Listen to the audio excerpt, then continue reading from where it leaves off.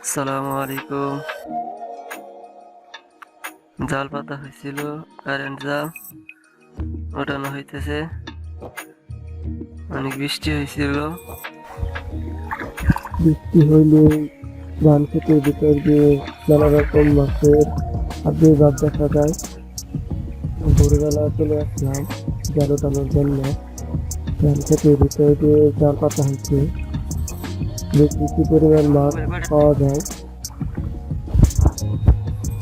বৃষ্টি হইলে বাইরে নানা রকম দেশীয় মাছ লক্ষ্য করা যায়।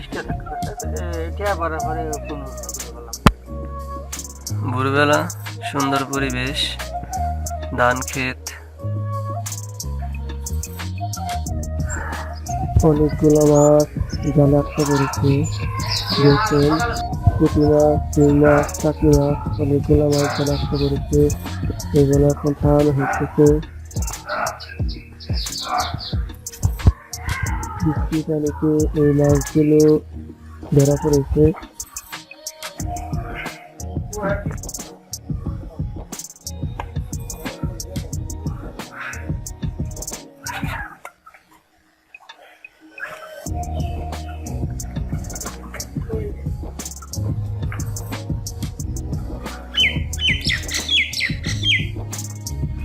পুঁটি মাছ, অন্য কোনো মাছ নাই।